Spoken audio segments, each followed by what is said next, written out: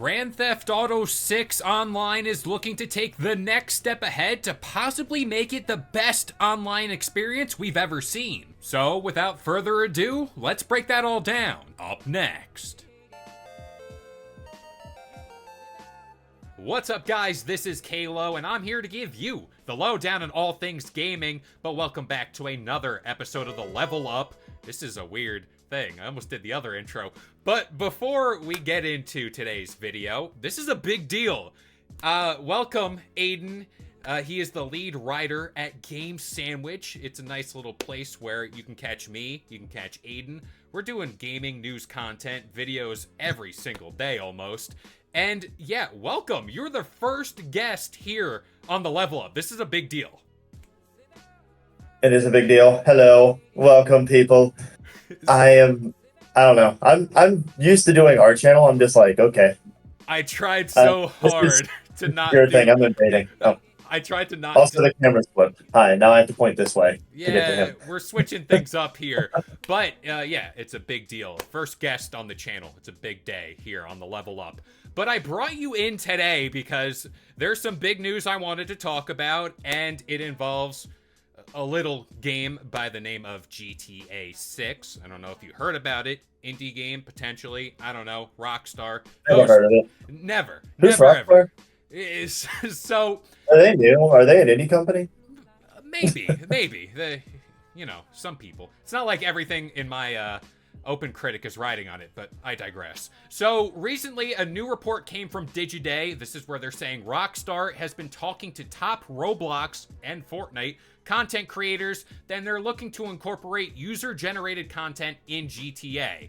Think along the lines of GTA Online, with a little bit of aspects like Roblox, where you load into a game, it's entirely different.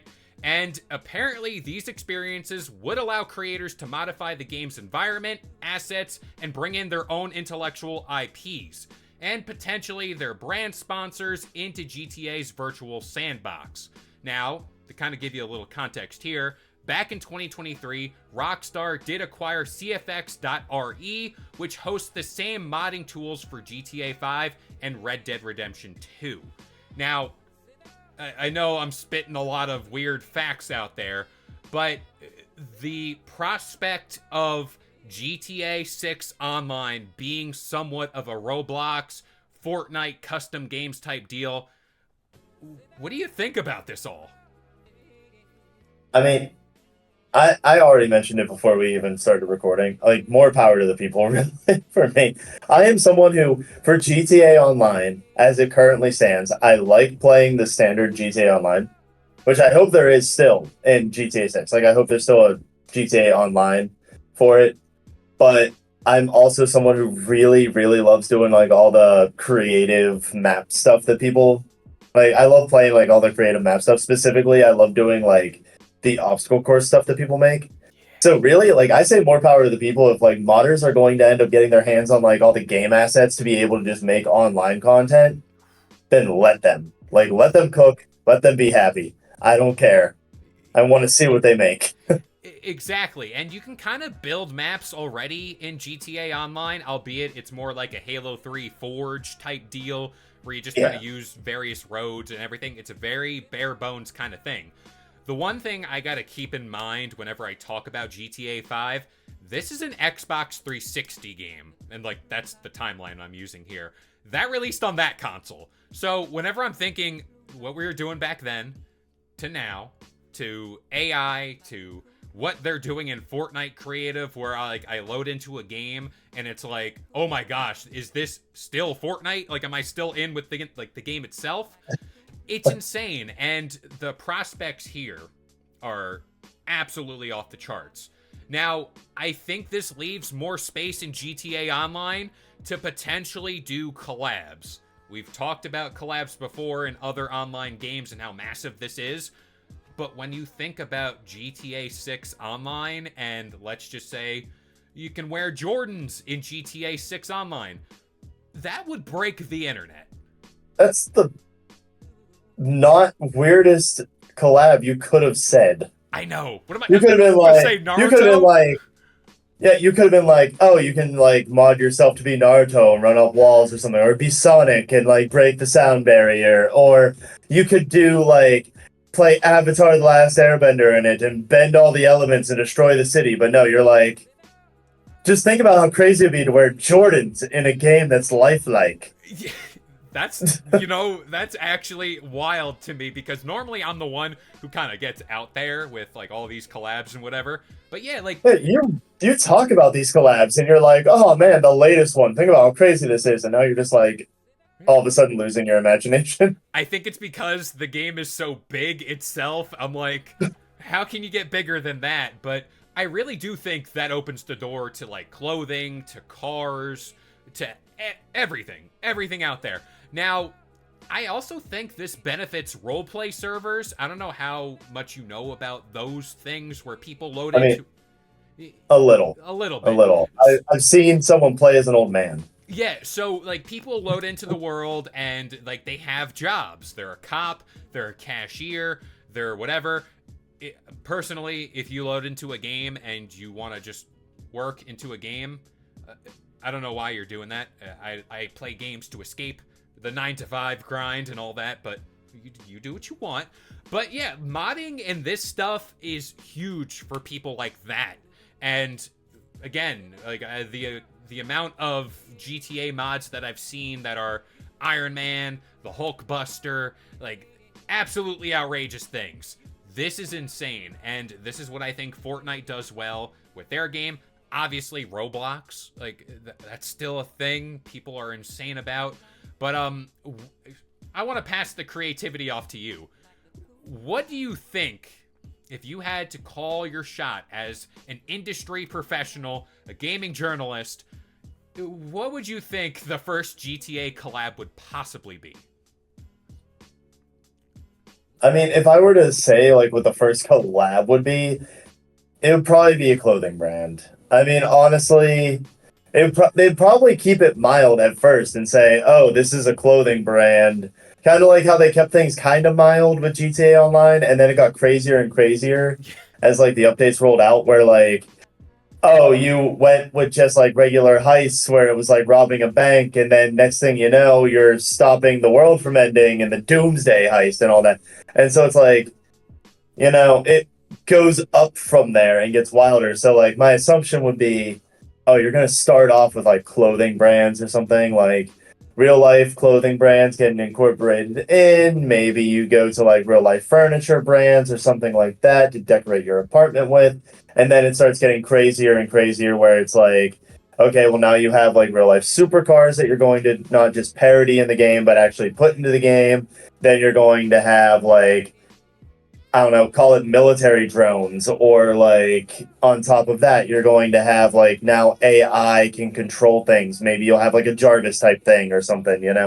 And then it goes from there. And then maybe eventually you have like mech suits like Iron Man and everything. Like Oh not my like god. collab at that point, but like maybe like a fake military collab where it's like, oh, now we have exosuits, or something.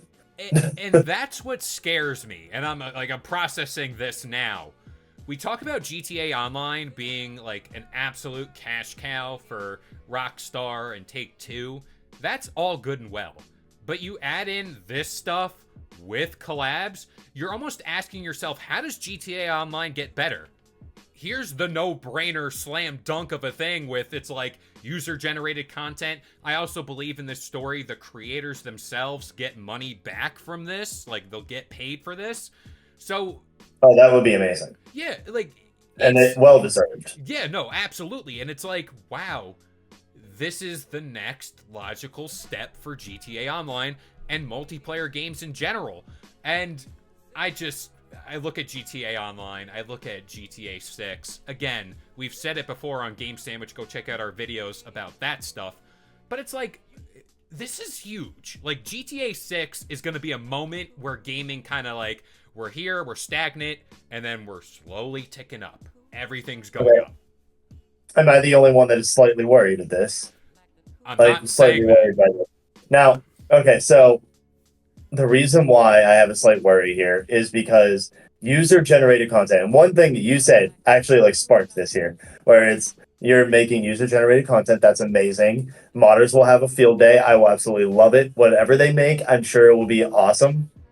Like, let them handle the online for making game modes and stuff, and like making maps and everything. I would be totally down for that.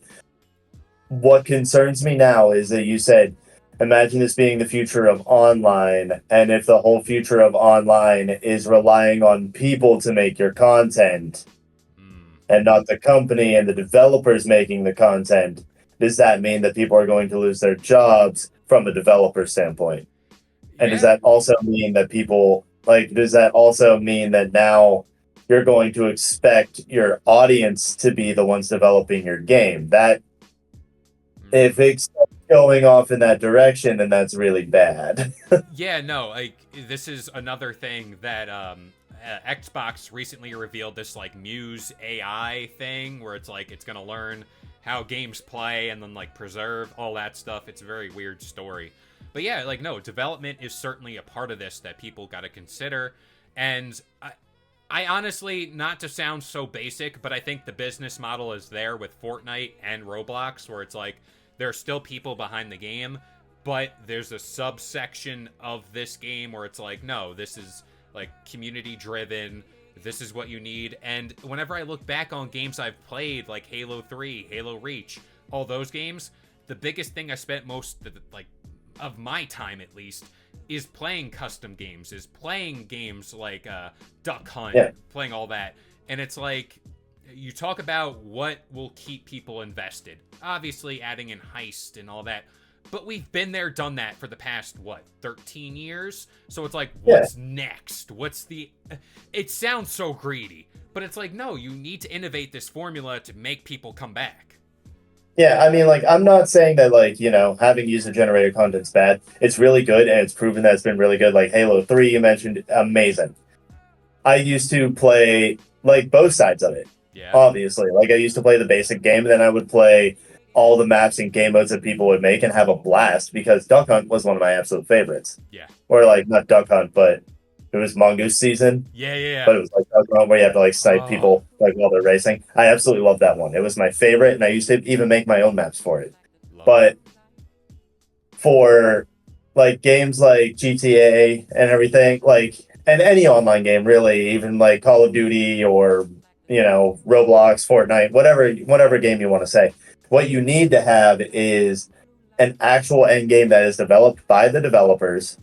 Have something that's solid that people really enjoy, but let it be enhanced by the audience, not made by the audience. No, exactly. To that point, I agree fully. Games like Fallout do it. We're streaming Ark over on Game Sandwich. They have a modding community there, and catch me every Thursday along with Andrew. He's out there somewhere watching this video. We're streaming Ark. They have a nice modding community there. I mean, hell, I was playing this Power Rangers thing. It's so cool. I can play as the Yellow Ranger or like the blue one, and then my dinosaurs turn into the Megazords. It's absolutely insane.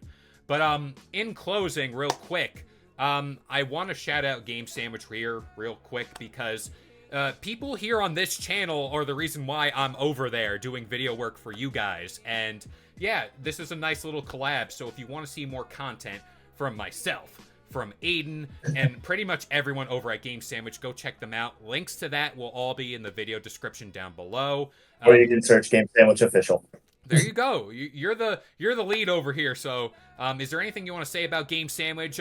Sell my community on them and just kind of tell them what it's about. Well, I mean, really, so Game Sandwich was just made by a bunch of people who got laid off from a bunch of, like, from all the game layoffs that happen every year. Like, the gaming industry is affected by layoffs constantly. So a group of us, we just went, hey, let's just band together and just make our own, like, journalism site. Let's end up making our own, like, following on social media, YouTube, everything. So Kalo joined us, and he is just being our guru on teaching us YouTube and videos, and just helping us make content, just talking about games, talking about what we enjoy. And if you guys want to enjoy it with us, jump in on the conversation. You can join us on YouTube. You can join us on our Discord. We have the Game Sandwich community where we're always talking about games, posting screenshots, everything, and just releasing information about the news and all that. And sorry that I'm awkward on camera. I just hey. They'll come But after thank me. you. They always Thank come you, after people. me in the comments, but it's fine. Thank you for being the first official guest here on the Level Up. But as of right now, I've been Kalo, joined by Aden from Game Sandwich, and we'll see you guys next time.